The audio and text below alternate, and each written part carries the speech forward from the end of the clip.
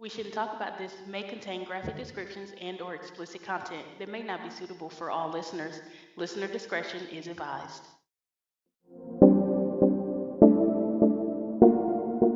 Hi, everybody. I'm Key, And I'm B. and this is We Shouldn't Talk About This. Hey Key, how you doing today? I'm good. How are you? I'm doing great.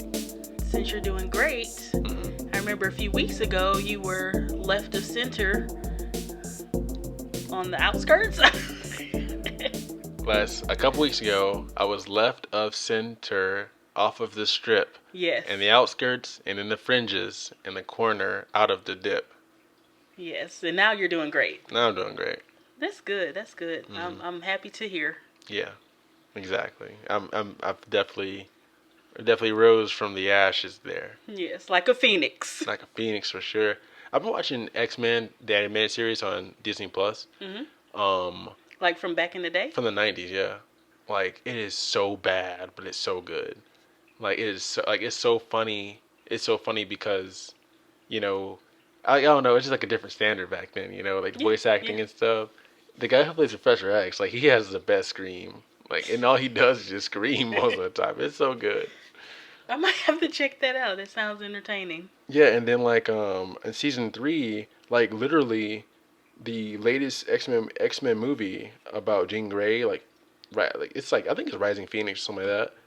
It came out in like 2018, 2017. But that movie and season 3 of X-Men anime series are like right hand in hand.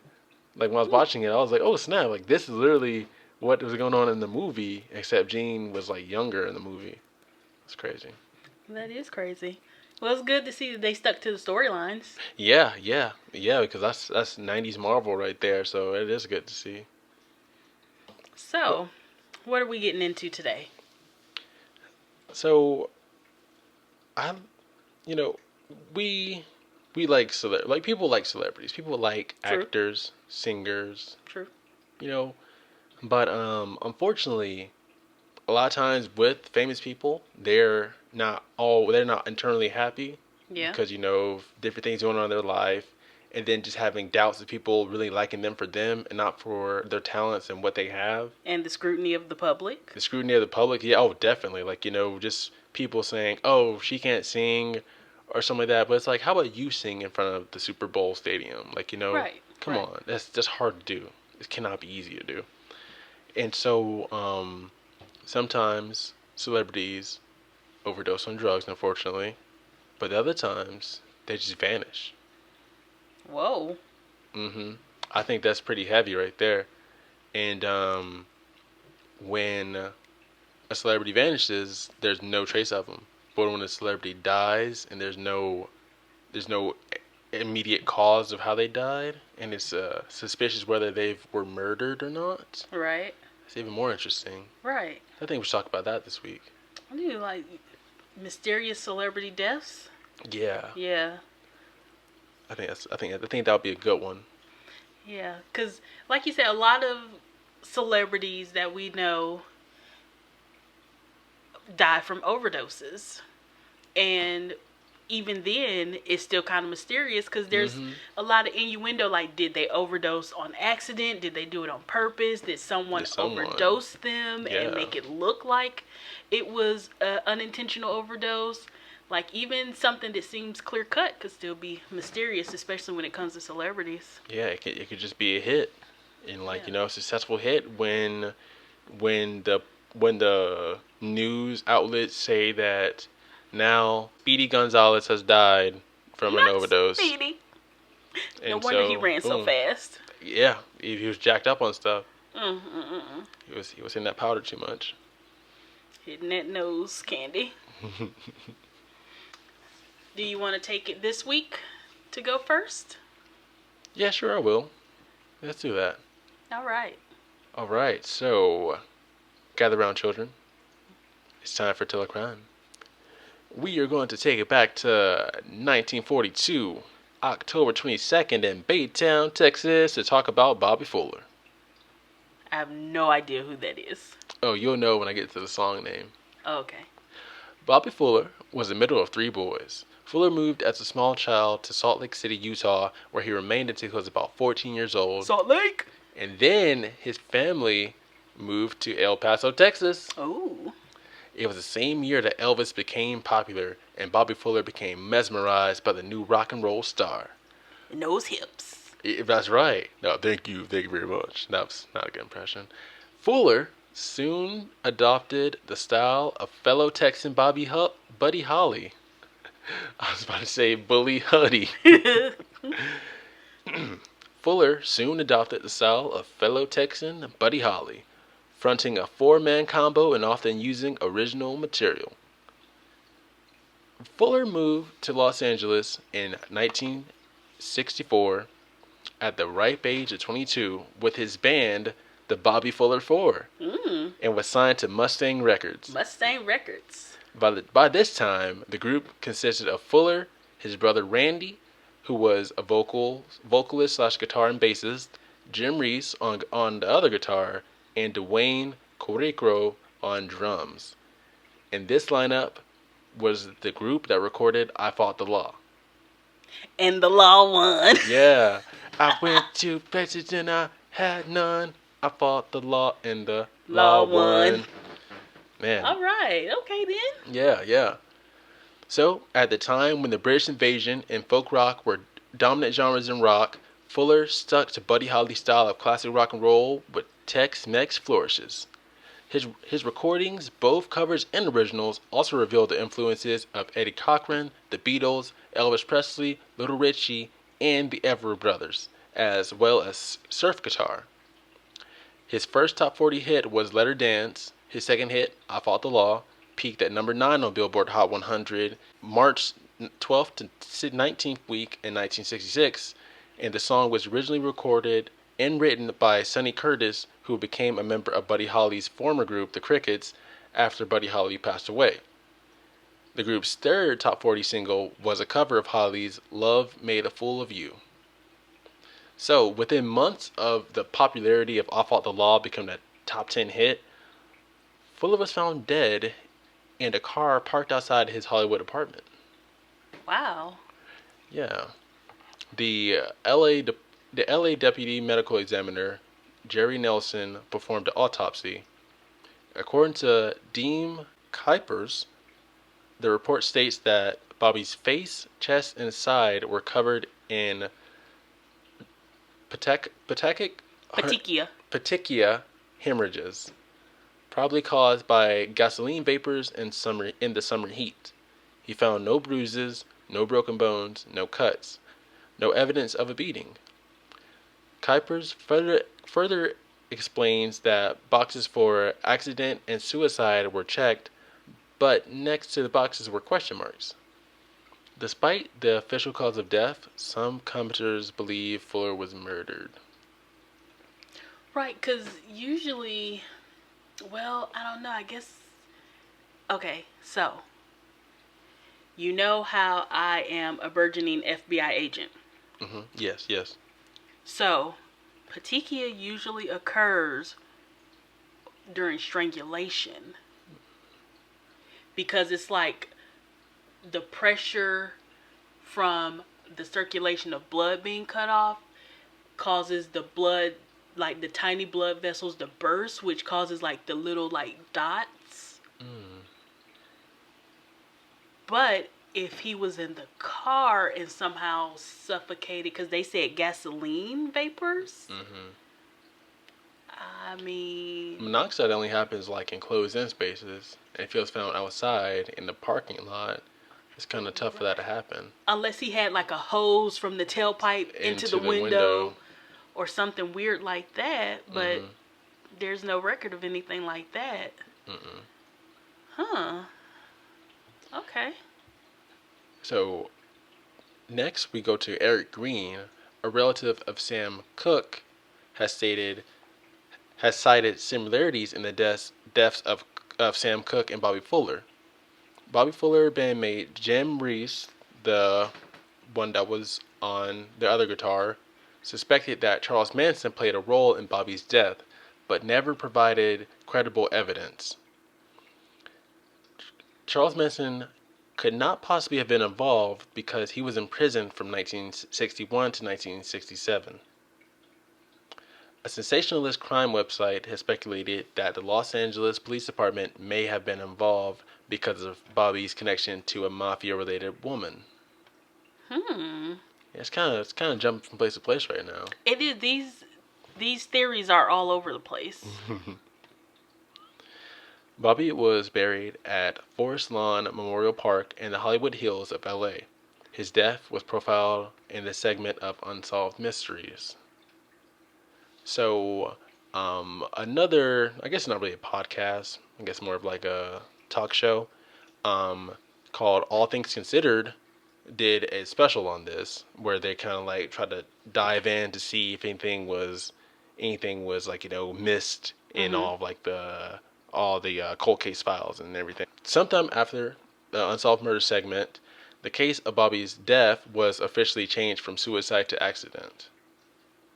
Still, yeah. How did the accident occur? Yeah. I've never heard of this. I've heard the song, but I've Mm-hmm. never heard of him or his death. Yeah, it's very, very, very, very, very strange. I want to know more about this mafia chick he was talking But to. why was he sitting in the car? Like, what could have, You know, like, why would you just be sitting in the car long enough to die of a situation like that? I wonder if something happened in his apartment and the person moved him out to his car to like plant him there. But it would have had been done at a very, very like early time or late time, like a time where no one else was going to be out there. Right. And then this was in the 60s, right? Mm-hmm. So it's not like, okay, I don't want to cast any stones or anything, but it's not like the procedures were as thorough as they are now. Right, right. Because with the advancement of time, we get the advancement of technology. Mm-hmm. So I think maybe there could have been evidence that they just didn't pick up on, Yeah, that they didn't realize was evidence. yeah, absolutely. Because he was found July 18th, 1966. So yeah, there definitely has to be something missing. Because you, I mean, unless there's a hose going from the tailpipe to the car, which they would have seen, you can't just die in your car outside. I mean, like you can definitely melt in the sun, and like I guess have a lack of oxygen that way, but that's a But tough as way an to go. adult, you're going to get out the car Mm-hmm. once you get too hot. And Bobby, he was on the peak of his career. He just started. Like Right. this is almost 2 years after he just moved to L.A. and he has some Billboard hits already. Like he wants to keep like this. He want to keep the momentum going. I don't see how Bobby would have felt into the thing of a suicide because I don't see how he would have been depressed by anything just because it's been so early in his career. Like like for stars like him, like a decade down the road or like 2 decades down the road, where they're still like pushing out songs and doing performances, and then like they have fans and they have hate mail and then fan mail. That's one thing, but Bobby just started. And he was inspired by Elvis, Mhm. who was like probably at the peak of his career in Mhm. 66. So, he would have had something to kind of live up to and Yeah, really a imitate. drive And to, yeah, and then his friend Buddy Holly passed away too, and that could be like the only like thing that would get him down probably is like having Buddy Holly pass away. But that would be another thing, like like I want to make like want Buddy to be happy. I want him to be proud of me. Like I want to right. keep going Dedicate for a him to be proud song of to me. him. But yeah, so it was Bobby Fuller. Unfortunately, he died at the age of 23. Wow, that was an interesting one. Very mysterious. I'm perplexed. I am perplexed because it's just, I guess, all the circumstances surrounding it. Maybe you're onto something. Maybe something happened in his house and someone put him in the car. Mm-hmm. Because how else would it be explained? Yeah, and like that's really like the only way that it could have been like the like how nothing how no evidence is there because they're only focusing on the car. Right. And sure, like, they'll go in his apartment to check things out, but they won't be like looking for any kind of like signs of resistance or anything like that. Right, like a struggle or anything like that. Yeah, and then like I didn't get exactly the make and model of the car, but if it was like the backseat situation where like he sits in his car about to go, and then some guy pops up with piano wire and like chokes him out or whatever. One, he would have had like the Ligature marks. yeah, he would have had ligature marks, and then two, I guess like the backseat could have been like dimpled or something. Yeah. Or there could have been a struggle, like him kicking his legs and flailing his arms, like Yeah. maybe the seats or something could have had marks on it. Yeah, yeah. But yeah, it's just shrouded in mystery. Very much so. Cool story. Thank you, thank you. So mine is a much more recent, more probably well-known person who also had a mysterious death. Brittany Ann Bertolotti was born November 10th, 1977 in Atlanta, Georgia, to Sharon Murphy and Angelo Bertolotti. Most people now know her by her stage name, Brittany Murphy. Yeah, yeah. Murphy's father was heavily involved in organized crime and spent most of his life in and out of prison. As a result, her parents split when she was only 2 years old. Murphy and her mother moved to Edison, New Jersey, shortly after the divorce. It was during this time that Murphy became interested in acting and performing. To encourage her talents, Murphy's mother enrolled her in Vern Fowler School of Dance and Theater in Colonia, New Jersey when she was 5 years old. It was there that Murphy took dance and voice lessons until she was in her early teens. Now, by the time she was 8, she had determined she wanted to be famous. When Brittany was 12, her mother finally gave in to her daughter's wishes and began to get her headshots, looked to hire a manager, and drove her into Manhattan for auditions. Almost immediately, Murphy began landing jobs for television commercials.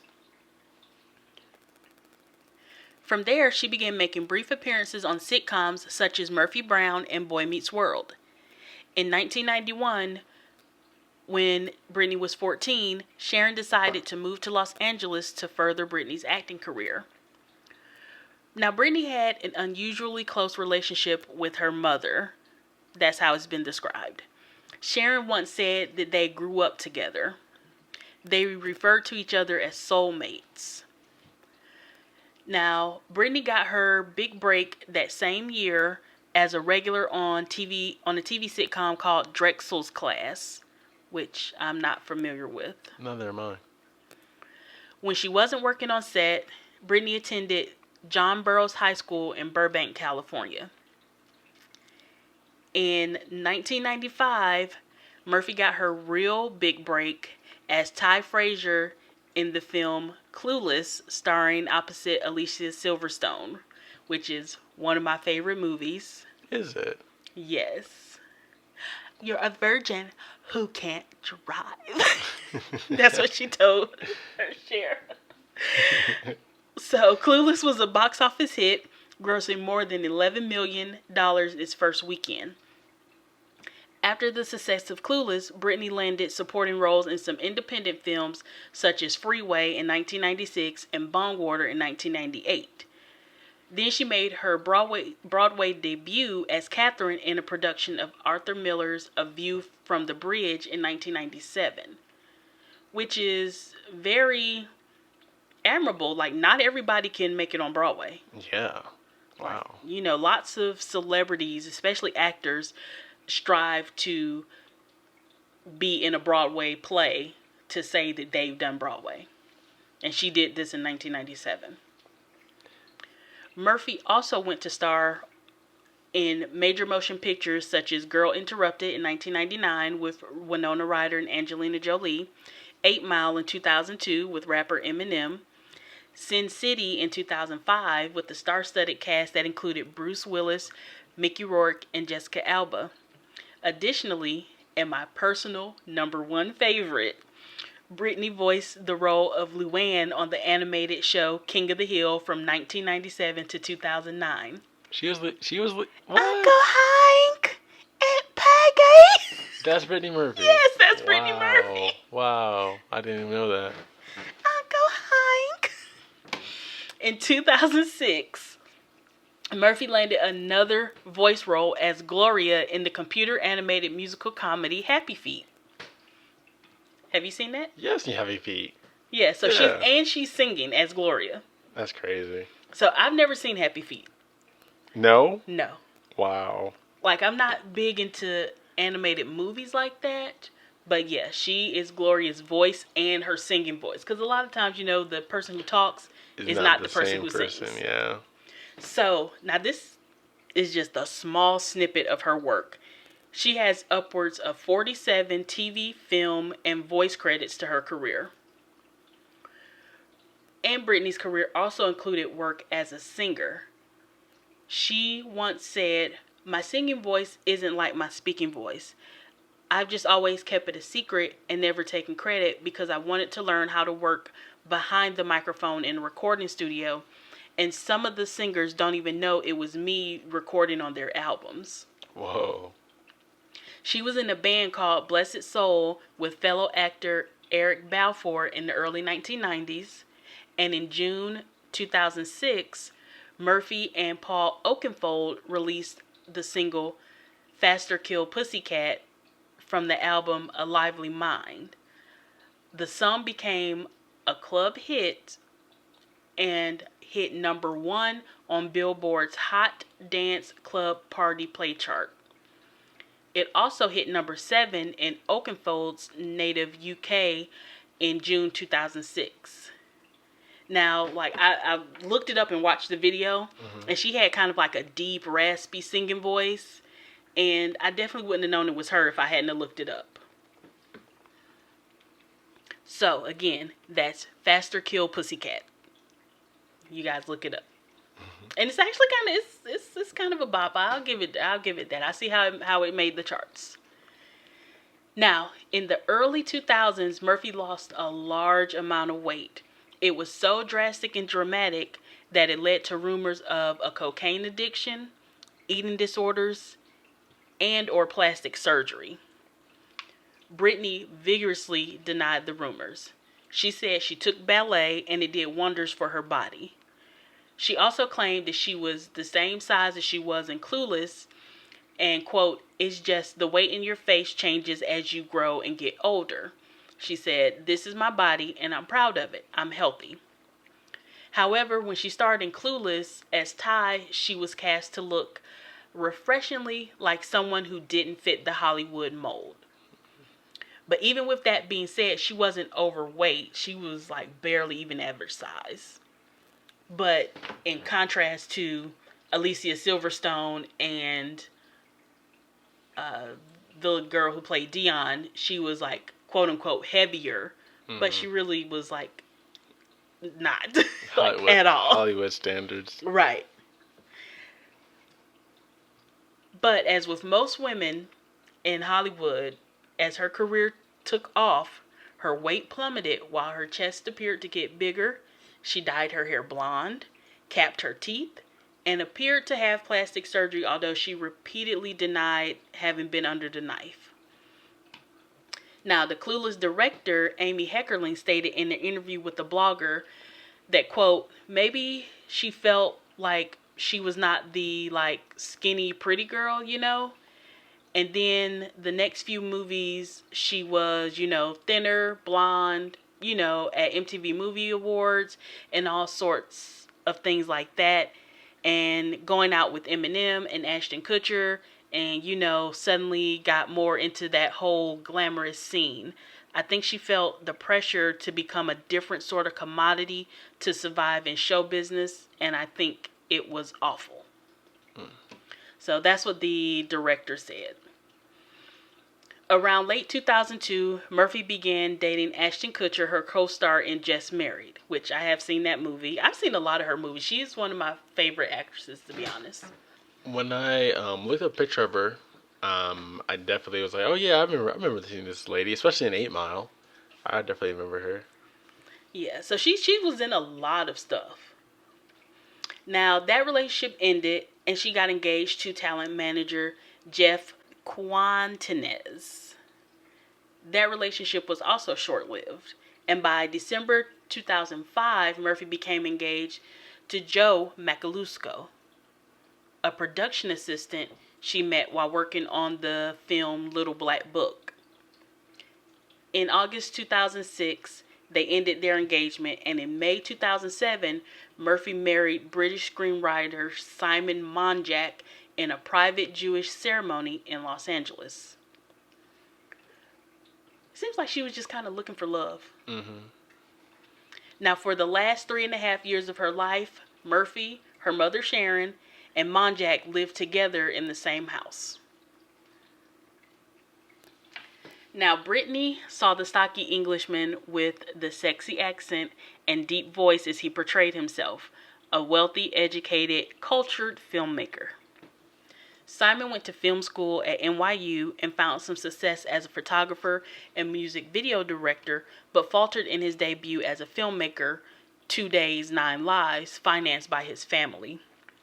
It was never released, and his family lost the investment, which he promised his mother he would repay, but never did.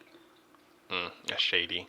Yes, and this is why her death is mysterious, because a lot of fingers point to people around her during this time. His mother says Simon ran through what little inherited money he had long before he met Brittany. Still, he told her he was heir to a fortune and was able to impress her with his knowledge of art and knack for languages and music. In a letter to the FBI, a woman he met in London in 1999 described Simon as very manipulative and said he lied to her about his wealth and properties. Richard Golub, a New York attorney and best-selling author who got involved with Simon, investigated Simon and confronted him, saying he didn't want to be in business with someone who was flim-flamming people. Flim-flam.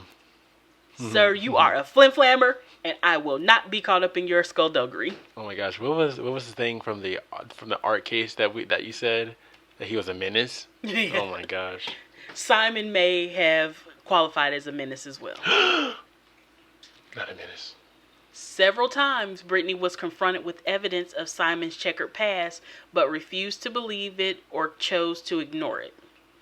Despite the evidence, Brittany believed Simon would provide financial security, help her revive her career, and allow her to fulfill her dream of being a mother. She was in love and fiercely loyal. What she didn't know was that Simon was nearly broke and in a legal battle with the producer, Susan Stewart Potter, who hired him to direct, then discovered he was trying to cut her out. He eventually paid Stewart a legal settlement of more than $300,000. When Simon moved into Brittany's house, he didn't mention he was leaving his last fiancée with thousands in unpaid rent on an LA apartment, or that he had written numerous bad checks. Thousands of unpaid rent on an LA apartment can be like 1 month, actually. True that. For a 1-bedroom closet.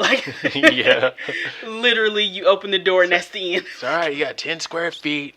Don't make any noise. Yeah, the 10. $7,000 a month. Yeah. Shortly after they married, Brittany paid $10,000 to a casting director who had sued Simon over a bounce check. Simon, as many of Brittany's family members and friends believed, had created a web of paranoia around Brittany and used it to separate her from anyone who might challenge his dominance. Simon even lied about his mother, apparently to keep her from telling Brittany and Sharon the truth about him. Linda Monjack, his mother, says she met her daughter-in-law only once at a dinner in New York in 2007. But Simon communicated with his mother by phone and email nearly every day. During the second year of their marriage, he fell off a ladder, and that supposedly started his seizures, which he claimed were tied to brain tumors. Linda, however, believed her son developed Munchausen syndromes, where a person fakes an illness to get attention. Munchausen's. So she, as his mother, was giving him the side eye as well. Now, there was a power outage in their neighborhood in the early morning hours of December 20th, 2009. Shortly after the power came back on at around 3 a.m., Murphy went out onto the balcony to get some air. Monjack later told Larry King on Larry King Live she was gasping for breath, and he called Sharon to come upstairs. It was Sharon who was with her when her daughter collapsed in the master bedroom.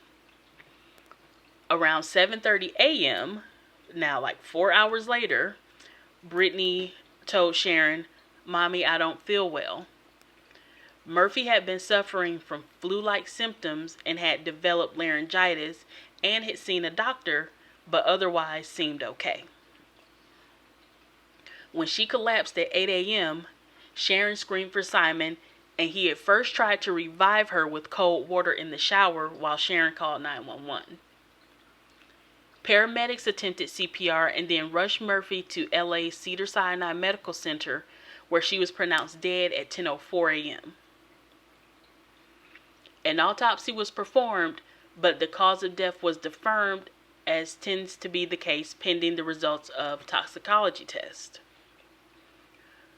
On February 25th, 2010, Murphy's death was officially ruled an accident caused by pneumonia, anemia, and multiple drug intoxication. Her type of severe iron deficiency, the autopsy report explained, leads to a weakened state of health and would increase her vulnerability to infection.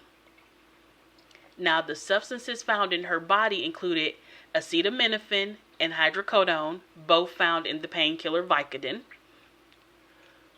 chlorpheramine, the active ingredient in certain over-the-counter medications, and L-methamphetamine, a compound in some inhalers, which sometimes are used to ease the symptoms of pneumonia.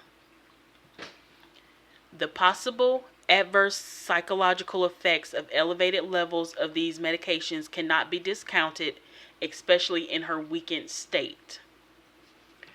Murphy's death was accidental but preventable, Los Angeles County Assistant Chief Coroner Ed Winter stated at the time. She had been sick for at least 2 weeks, and had they taken her to a doctor or a hospital, it would have been treatable. In a strange coincidence, Simon Monjack died at the age of 40 on May 23rd, 2010, at the same West Hollywood home where he and Sharon had continued to live after Murphy's death. And there was some strange going-ons with that. Like they said, they found bottles of medicine that said Sharon Monjack, which is her mother and her husband's last name. Like it was a lot of weird innuendo going around there. So, she died December 2009. He died May 2010. Monjack's publicist Roger Neal said that his client had looked fine when he last saw him 2 days prior, but Monjack supposedly had a heart condition. When initial autopsy findings were released in July 2010, his death too was attributed to pneumonia and anemia, just like Brittany's. Assistant Chief Coroner Ed Winters said his heart was slightly enlarged, but that wasn't a factor in his death. So not enlarged to the point where he would have had a heart surgery or anything like that. Yeah. Autopsy findings showed traces of medications in Monjack's system, but at no more than the therapeutic levels, and they were deemed unlikely to have contributed to his death. A final report issued in August 2010 pinned the cause of death squarely on community-acquired bronchopneumonia. In January 2012, Brittany's father, Angelo Bertolotti, sued the LA County Department of Coroners over its finding and requested to have samples from his daughter's remains tested by an independent lab for other toxins or heavy metals. That suit was dismissed a few months later, but Bertolotti went on to commission an independent lab for further testing on strands of Britney's hair, insisting that chronic arsenic poisoning could have been mistaken for anemia. In 2013, Bertolotti claimed that the test results had come back showing traces of heavy metals, including barium, which is consistent with substances such as rat poison.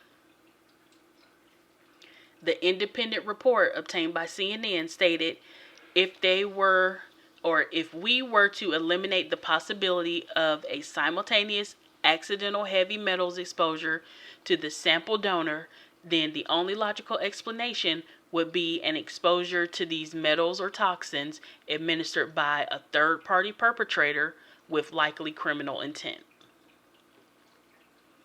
However, Dr. Bruce Goldberger, the director of forensic medicine at the University of Florida and president of the American Board of Forensic Toxicology, called the report's conclusion ridiculous and said you couldn't determine if someone was poisoned by testing a single strand of hair, and that the level of chemicals were consistent with hair dye being used.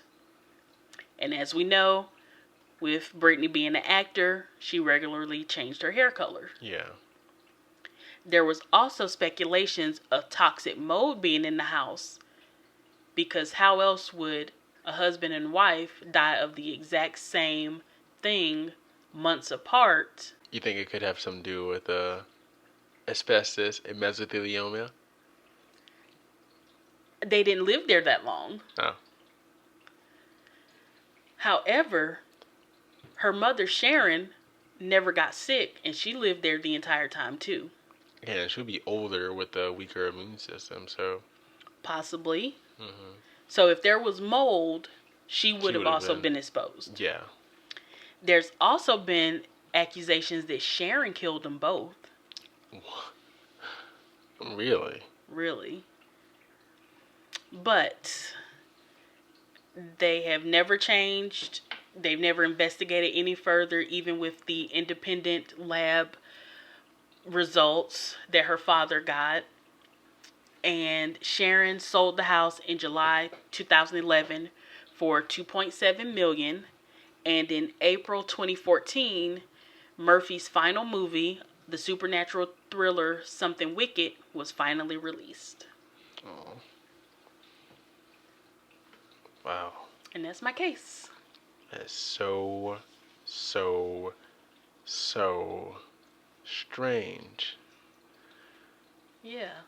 Mm-mm. Like, how did someone just, within the span of a few hours, die of pneumonia, and then 5 months later, their husband also dies of pneumonia? Mm-hmm.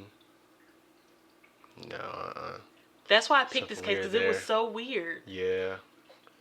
I can see why fingers were pointing to her mother, but it didn't say anything like she had a big insurance payout. Yeah. Because I would assume it would go to her husband. Yeah. Like, maybe her mother was like a beneficiary of some sort. Mm-hmm. Seeing as how they were like super close. Yeah, yeah. But like, something's there that I just can't put my finger on. Yeah. Like he kills her and then kills himself. Right. Or he kills her and then the mother kills him. Kills him, yeah.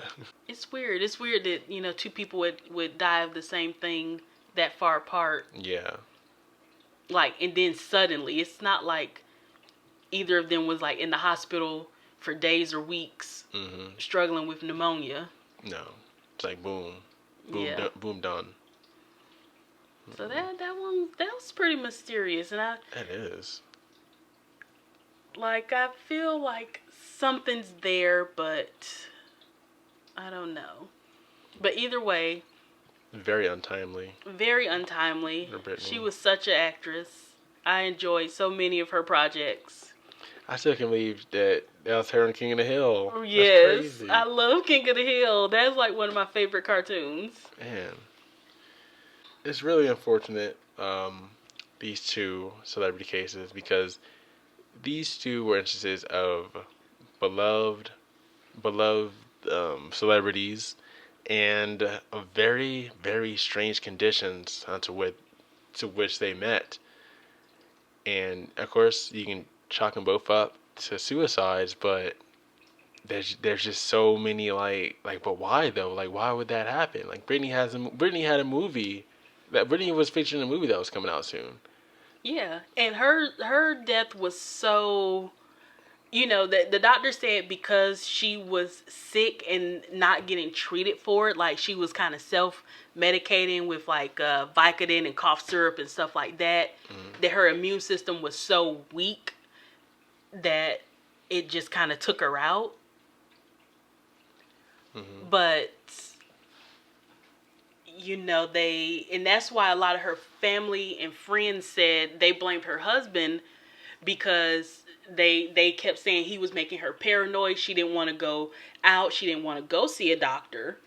Like, she was so paranoid of like the paparazzi and people following her and getting a stalker. Because like we said in 2 episodes ago, Stalkers, man. yeah, they can be crazy. Stalkers be tripping. Stalkers be tripping. So they said that like he kind of fed that into her to make her paranoid, to keep his like grasp over her. And even when she was sick, she didn't want to get help for it. And that's what led to her death, because she was just so like weak from the anemia. But it's sad. It's like so sad. Like, because it could have been avoided had she went to a doctor and got proper medication. That's what they're saying. It could have been avoided. But as for her husband, he supposedly was fine 2 days before he died. Like, he just immediately fell ill and died of the same exact thing. And that's just... Police don't believe in coincidences. And I say this as a burgeoning FBI agent. We do not believe in coincidences. 2 people in the same household dying of the exact same manner of death, months apart, that's not a coincidence. That's murder. Yeah, it's not a coincidence. Either murder, suicide. Not a coincidence. Suicide, then came back and murdered. Ooh. Ghost murder. Ghost murder. Am I hearing a next case here? Am I hearing ghost murders? I'm hearing episode 24, ghost murders. So, yeah, it's really weird, and she was definitely still in her, she still had a lot of good years left. She was only like 32. She still could have been a great actress. Man, it's so unfair. So, how are you going to bring this back up, V? I've been thinking, with these trickling water filter sounds in the background, I think we should talk about how the ocean is like infinite, and maybe sometime in the future we could traverse into the ocean and live there ourselves. So you mean inside the ocean? Yeah, like we'll build inside the ocean, because like 10,000 leagues under the sea. I was thinking more like BioShock, but yeah, okay. Because you can't have natural disasters under the ocean other than earthquakes, because those take out everything. But you can't have tsunamis in the ocean, inside the ocean. You can't have hurricanes inside the ocean. You can't have wildfires inside the ocean. What about whales, giant squid? The ocean floor just gives out and goes down for miles, and we just can't even go that far because the pressure will burst you. Key, I'm supposed to bring this up right now, and you're kind of I'm harshing your vibe. you're putting a pin in my balloon right now. I'm just saying, there's lots of unknowns in that water. It's dark down there. I mean, if that's the way you want to live, join the Navy, live on a submarine. There you go. I think submarine. I don't know. I'd probably go crazy in submarine. I have It's claustrophobia. you wouldn't make it then. I've been inside a submarine. Have you? Yes. I have lived a wild life. Oh my gosh. It's a very tight fit. It is not fun at all. I was so ready to get out. It would be cool at first to see under the sea, like just see what's going on down there. But then after a while, I think I'd be ready to bounce back onto land too, or to get on a boat, be on the Like surface of a water. in Charleston, South Carolina, there is a like park. Well, not a park, kind of like a like a attraction. Yeah. And they have 2 decommissioned submarines Mm-hmm. that you can go in, and it takes you. It's kind of like a maze. Like you have to like follow it around. They do have some stuff like walled off with plexiglass so you don't get lost. Mm-hmm. But you basically like go down into it, and you walk through for like almost an hour. Jeez. And you see like how little the beds are, the bathrooms, like how small the doorways are, and like you go. They show you the kitchen, like they show you all kinds of stuff. Like it's crazy. If you ever go down to Charleston, definitely go to that attraction and see the submarines, and like you get to view them and like walk through them as long as you want. And it is a claustrophobic person's worst nightmare, because I could not imagine being in that metal tube in that tight space. Even though they're huge, the space that you actually can move around in is so small. Mm-hmm. And then you're underwater, so it's not like you can just go out and breathe some fresh air. Fresh air. So fresh water. You keep your BioShock dream. Okay. Keep hope alive. But with you being claustrophobic, I don't know how that'll work out. Maybe. Yeah, you're right. Yeah, you're right. Well, now that I've rained on that parade. Yeah. Rain doesn't even happen underwater, but whatever. Well, is water wet, or is wet the condition that comes from water? That's a condition. So water isn't wet? Yeah. No? No. So what is it? It's is it water. dry? Water. Wet's another word that, is just made up. It's just another made up word. All words are made up. Yeah, I guess so. So you're saying water is not wet? Water is a made up word also. That's what I'm saying. I'm saying that on the record. Okay. Mm-hmm. So you're avoiding my question. What else you would like to talk about this episode? Other than water being wet? Epilogue. Other than water being wet or not being wet? Yeah, I'd like to thank all the listeners that doesn't... I've discombobbled V with my is water wet question. Yeah. Yeah, I'm melted right now. I'm done. Thank you for listening to episode 23 of We Shouldn't Talk About This.